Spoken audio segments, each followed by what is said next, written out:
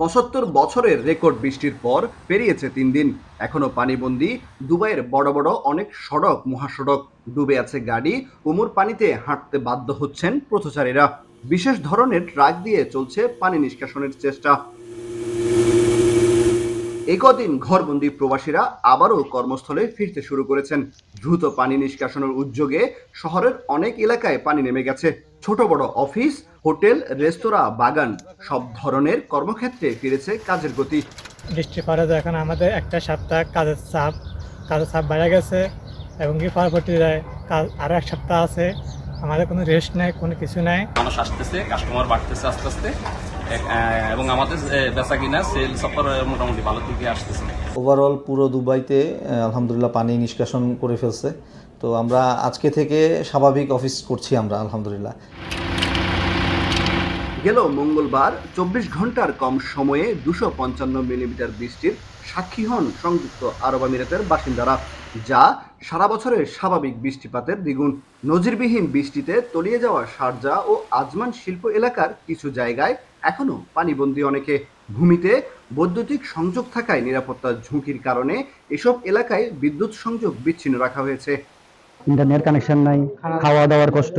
আজকে ৩ দিন যাবত আমরা পানির নিচে, রুমের ভিতরে হাঁটু পরিমাণ পানি, গোসলও করতে পারতেছি না, রান্না বান্না তো টোটালি করতে পারতেছি না। শহর থেকে দূরে পানিবন্দী ও ক্ষতিগ্রস্ত প্রবাসী বাংলাদেশিদের দোকানপাট, গ্যারেজ ও লেবার ক্যাম্প পরিদর্শন করেছে দুবাই বাংলাদেশ কনসুলেটের একটি প্রতিনিধি দল। প্রবাসীদের সাধ্যমতো সহযোগিতার আশ্বাস দিয়েছেন কনসাল জেনারেল। নেওয়া হয়েছে প্রবাসীদের জন্য ত্রাণ বিতরণের উদ্যোগ।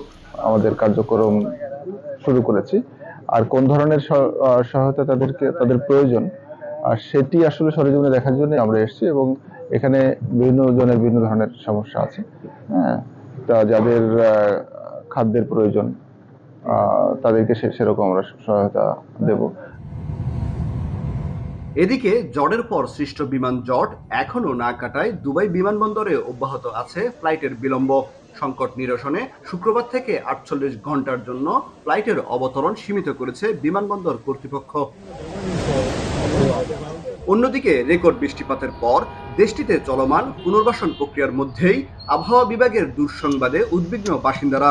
লঘুচাপের প্রভাবে আগামী মঙ্গলবার নাগাদ ফের মাঝারি থেকে ভারী বৃষ্টির কবলে পড়তে পারে পুরো দেশ।